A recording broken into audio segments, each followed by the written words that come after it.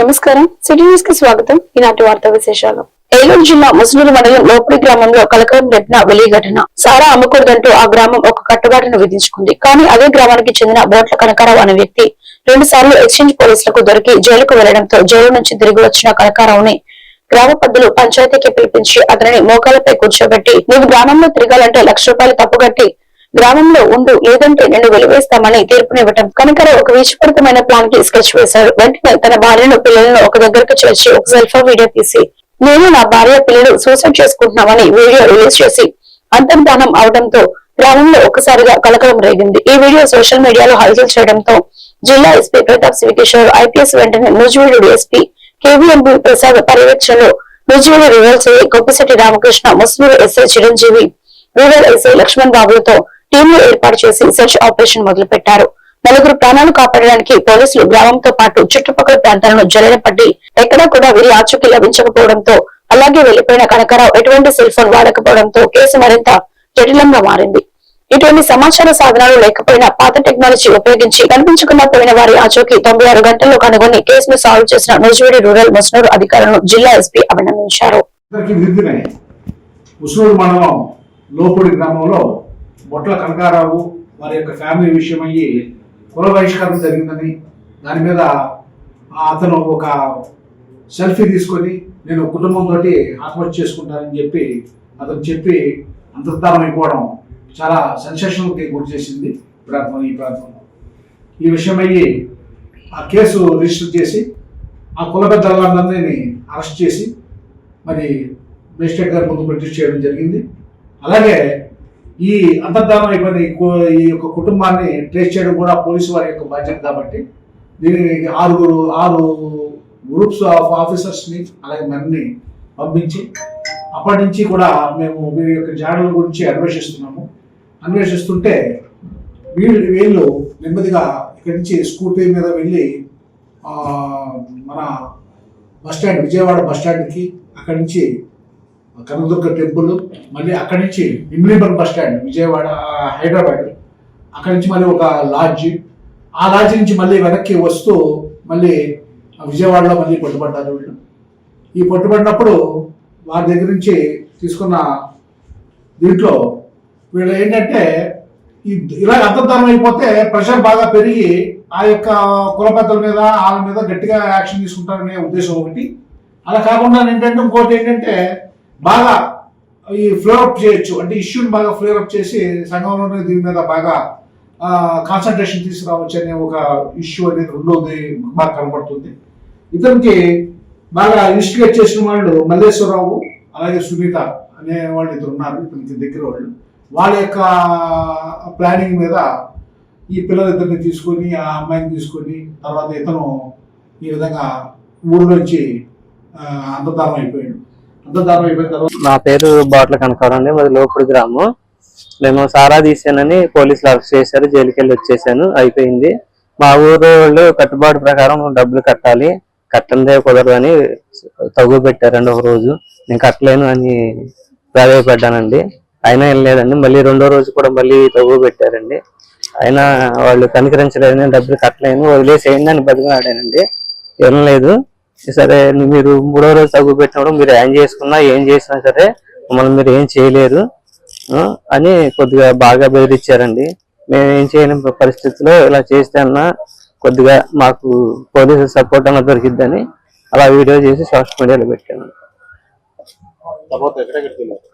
హైదరాబాద్ వెళ్ళాము, హైదరాబాద్ నుంచి విజయవాడ వచ్చాము. ఏలూరు నుంచి హైదరాబాద్ వెళ్ళాము, హైదరాబాద్ నుంచి మళ్ళీ విజయవాడ వచ్చాము. కేవలం బెదిరించి ఆమె కంగారు పెట్టడానికి వాళ్ళకి సరైన యాక్షన్ తీసుకోవాలి. ఎందుకంటే ఇప్పుడు వెలివేయటం అనేది వెనకటి రోజులుగండి, అది అనేది మేము వద్దని ప్రాధాయపడ్డామండి, అది ఏం లేదండి, దాని మూలంగా చేయాల్సి వచ్చిందండి. అలా చాలా వరకు డబ్బులు శిక్షలు వేసి డబ్బులు తీసుకుంటున్నారండి. మహిళల ఆర్థికాభివృద్ధి సాధికారతకు కూటమి ప్రభుత్వం అన్ని విధాలా అండగా ఉంటుందని చింతలపూడి నియోజకవర్గం ఎమ్మెల్యే సొంగ రోషన్ కుమార్ అన్నారు. చింతలపూడి మండలంలో నియోజకవర్గం అభివృద్ధి ప్రణాళిక కార్యాలయం వద్ద గ్రామీణ అభివృద్ధి సంస్థ సర్ఫ్ ఆధ్వర్యంలో జరిగిన లబ్ధిదారులకు పెరటి కోళ్ల పంపిణీ కార్యక్రమంలో ఆయన పాల్గొని లబ్ధిదారులకు యూనిట్లను పంపిణీ చేశారు. ఈ సందర్భంగా ఆయన మాట్లాడుతూ గ్రామీణ మహిళలకు జీవనోపాధి కల్పించేందుకు పెరటి కోళ్ల పెంపకాన్ని ప్రోత్సహించాలని, నియోజకవర్గంలో 800 యూనిట్లు మంజూరు చేసి ఆసక్తి కలిగిన మహిళలకు అందించడం జరిగిందని తెలిపారు.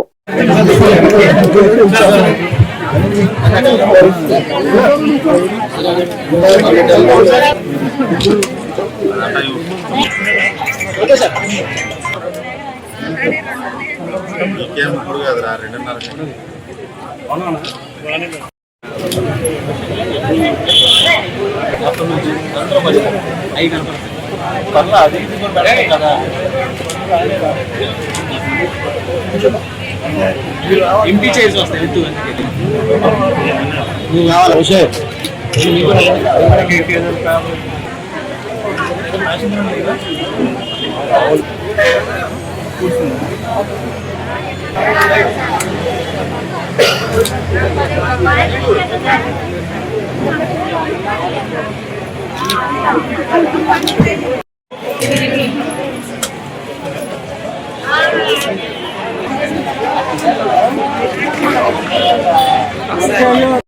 ఫైనాన్స్ చేయగలుగుతారు, లేదంటే ఎక్కడ అడుగు చూడమంటే చూస్తే తప్ప అది కన్ఫర్మ్ చెప్పండి.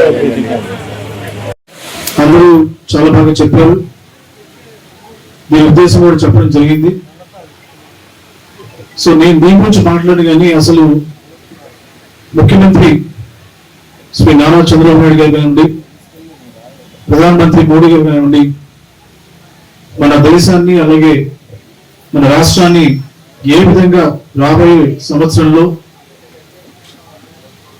ప్రపంచంలోనే ఎకనామికల్ గా ఎలాగా స్ట్రెంగ్ చేయాలి, స్ట్రాంగ్ అన్న విషయంపై వారు వికసిత్ భారత్ 2047 దేశంలో స్వర్ణాంధ్ర 2047 ఆంధ్రప్రదేశ్ లో మరి పెట్టడం జరిగింది.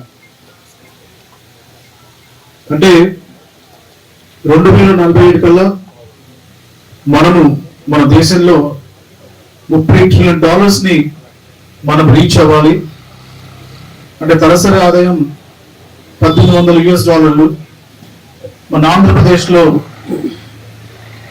$2.6 ట్రిలియన్ తలసరి ఆదాయం వచ్చేసరికి సంవత్సరానికి.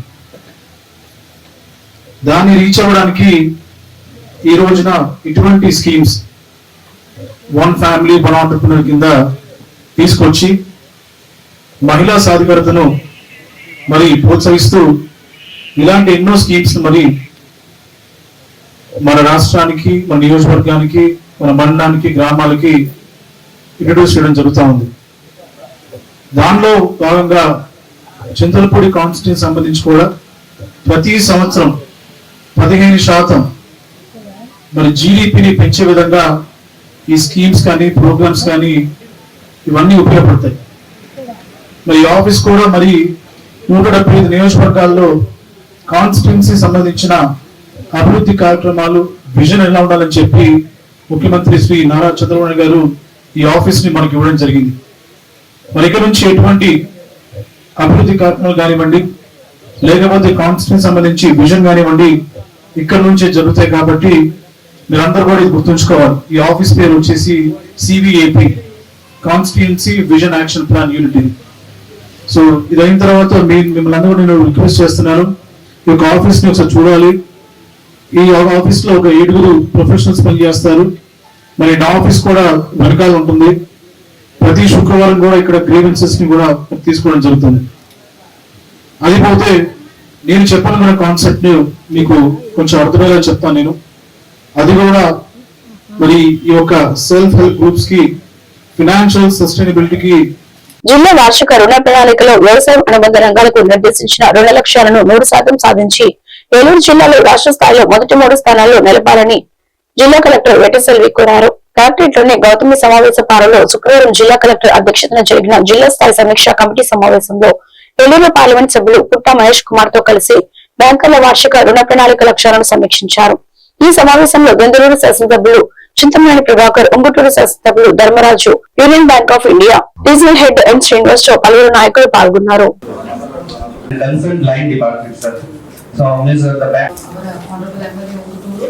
All the officers from the district and the bankers here. I also welcome RBI and NABARD.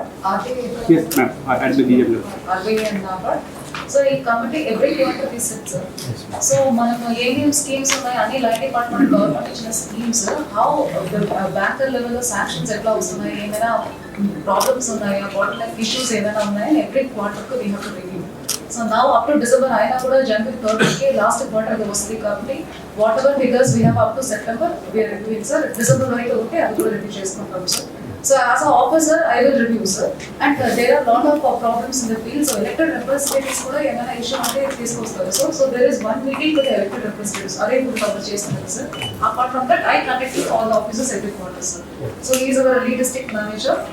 మన Union bank of India lead district partner for our government, sir. So they are here and all the bankers మన జిల్లా represent చేసిన అన్ని banks all the bankers district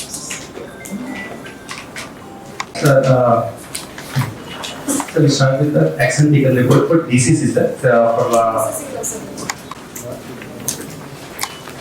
For sir, district of banking profile of in our district, sir, we have 37 banks, sir. Total 300 deposits and 30,800 crores is advances, sir. So total business mix is 46,000 crores and the CD ratio is 193%, sir. It is mentioned in page number 5, sir. So CD ratio RBI benchmark is 60%, sir. So we are about yes. Munda saving 8 may bubble laga burst anytime. Deposit forms we are accepting 100 rupees from the public in particular district. We have to let at least 60 rupees, sir.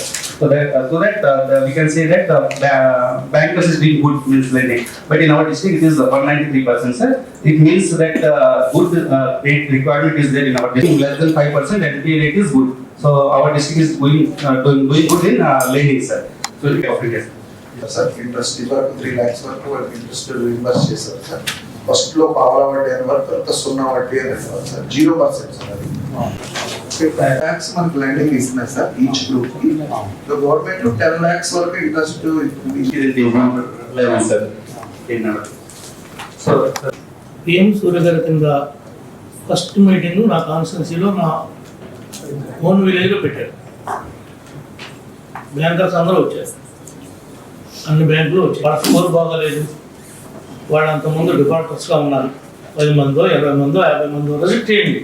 మేము మీ మాట కాదంటున్నా, బ్యాంకులు నష్టపోతే వ్యవస్థ కుప్పకూలిపోతుంది.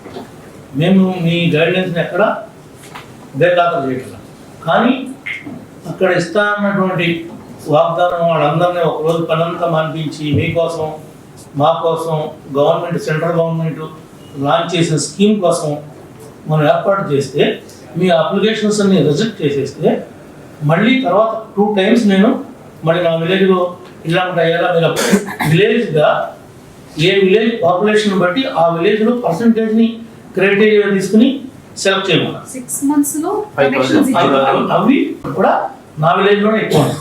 అవి ఇప్పుడు ఇంకా నా పైన చేయలేదు ఎస్సీగా మీరు మాటలతోనే అయిపోతుంది సార్. సరుకులు ఇప్పుడు పెట్టాం కదా, ఇప్పుడు విగ్రహాలకు మార్చేస్తున్నామా? మీరు ఆల్ హౌస్ హోల్డ్స్ ఏమో చూసుకుంటాం. అంటే ఆ 6 months లో కొత్త కనెక్షన్ బాగా పెద్ద విలేజ్ మేజర్ పంచాయతీ, దాన్ని నా దాంతో పోలిస్తే ఎట్లాగా ఆడకంటే మీ దాంట్లో ఎక్కువ నిలబడి వాళ్ళకి ఇచ్చామంటే ఎట్లా పడితే పాపులేషన్ హౌస్ హోల్డ్ బేస్ లో percentage of house holds divide చేసుకోవాలి. అంటే ఇక్కడ హౌస్ హోల్డ్స్ ని మనం లెక్క పెట్టుకుంటాం. ఏదో ఈ రబీ లేకపోవడంతో ఉన్నటువంటి లేబర్ అంతా కూడా కూలి మీద వాటి మీద రోజుకు ఒక 1000 మందికి 1500 మందికి ఉపాధి వచ్చే విధంగా నేను ఏర్పాటు ఏం చేస్తారు వాళ్ళు చేసి అవి సపరేట్ చేసి ఇచ్చారు. కింద రావా జిఎండిసి